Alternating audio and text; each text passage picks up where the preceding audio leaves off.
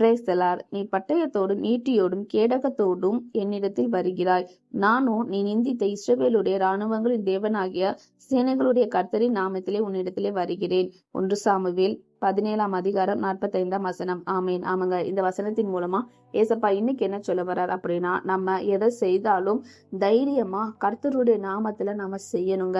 So அததான் இன்றைக்கு கர்த்தர் சொல்றாரு. இந்த வேத பகுதியில தாவீதை குறிச்சு பார்த்திருப்போம். தாவீதும் கோலியாத்தும். சோ கோலியாத்துக்கிட்ட தைரியமா சொல்லியிருப்பாங்க. அதே போலதான் இன்றைக்கு கர்த்தர் சொல்றாரு, உங்களுக்கு எதிரானவன் கிட்ட வந்துட்டு தைரியமா சொல்லுங்க. சோ பிசாசானவன் நம்மள மடிவடிகிறவளுக்கு எப்படி வேணா அவன் காய் நகற்றுவான். சோ அப்போ நம்ம பிசாசிட்ட சொல்லணும், நீ எதை செஞ்சாலும் செஞ்சுக்கோ, நான் கர்த்தருடைய நாமத்துல வருகிறேன், எல்லா காரியமும் எனக்கு கர்த்தர் வாய்க்க பண்ணுவார் அப்படின்ற அறிக்கை நம்ம சொல்லணுங்க. சோ கர்த்தர் இன்றைக்கு சொல்றாரு, நான் உன் கூட இருக்கேன், என் நாமத்தை பயன்படுத்தி எல்லா காரியமும் உனக்கு வாய்க்க பண்ணும் அப்படின்னு கர்த்தர் சொல்றாரு. கர்த்தர் இந்த வார்த்தையின் மூலமாக உங்களை ஆசீர்வதிப்பார்.